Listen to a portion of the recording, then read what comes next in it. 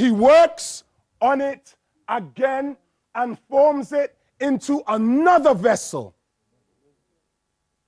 Because he's got another plan for the clay in his mind. It's not just one size fits all for everyone. He's got another plan for the clay in his mind. He has another plan for you and I in his mind. And when we mess up, young people, and we fall away, and we fall so far from grace that we think that even God can't find us, he has another plan for our lives. And so sometimes we think our lives falls apart and God isn't in control anymore. But maybe God is just trying to take away that thing that's sticking out.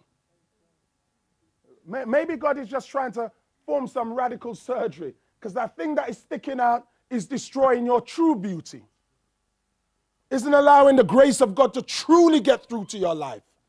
Isn't allowing the witness of Christ to truly be seen. So he has to get down and break it down, so it don't stick out anymore. And he pulls it out. So when the phone rings and you see that name, you're able to switch it off.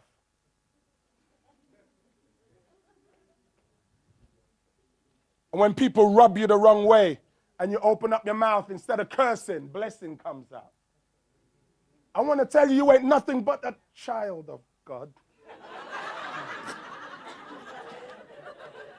And I'm going to pray for you.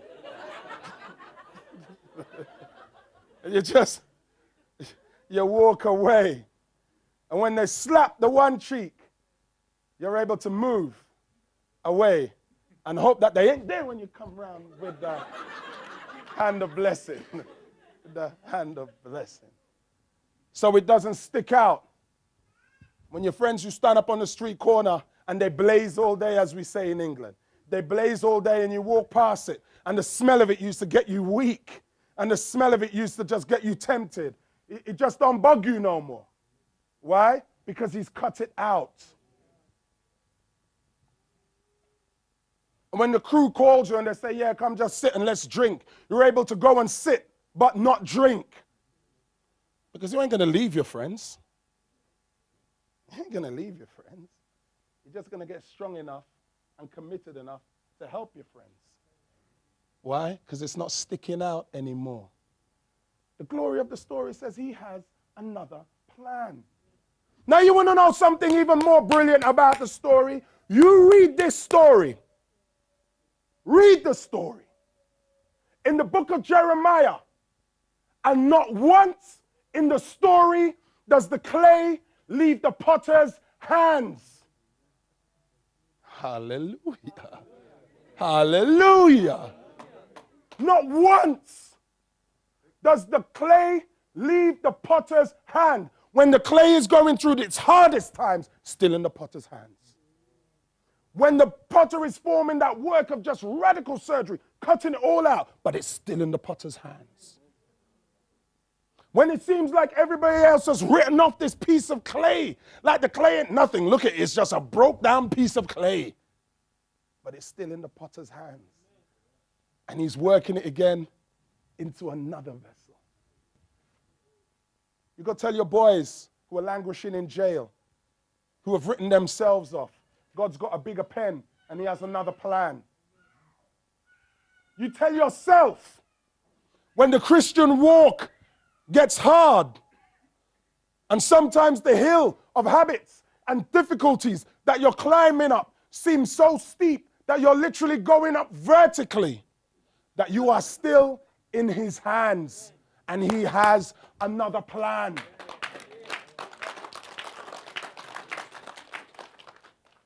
You got to tell yourself that, because if you don't tell yourself that, you're going to forget what God is like. And if you forget what God is like, you're going to walk away. You're going to walk away. But he has another plan. He has another way. He has another day for you. He has another plan. He says in Jeremiah, for surely I know the plans I have towards you, for your good and not for your harm, to give you hope and an expected end, a sure path. We're Christians, young people. In London, there's a saying they have, and the saying is standard. You know, I'm a Christian, standard. Standard means, and that's it. End of story. That's it. Full stop. I'm a Christian, standard. I pray, standard. I don't cuss often, standard.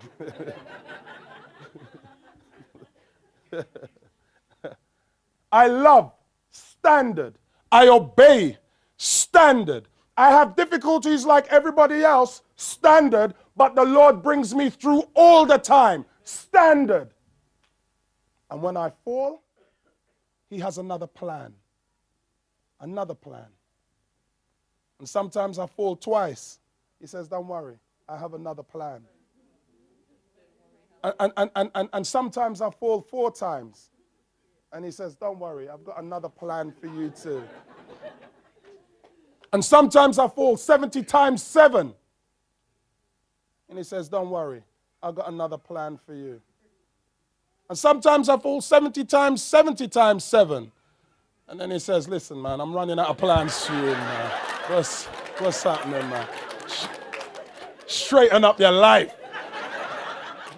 But I have another plan. I have another plan. That's the glory of God. And that's why I said when Andrew was speaking to me, the Bible's no gimmick.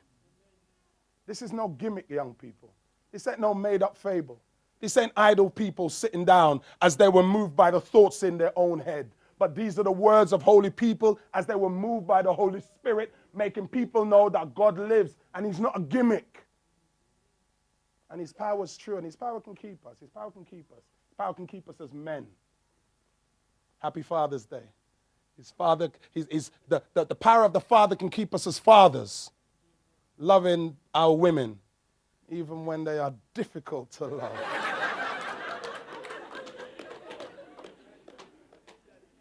Even when you wake up in the night and your Lord, another plan.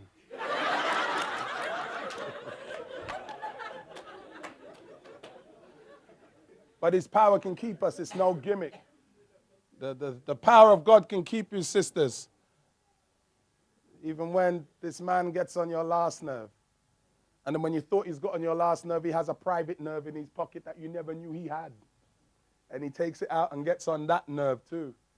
And you say, Lord, another plan.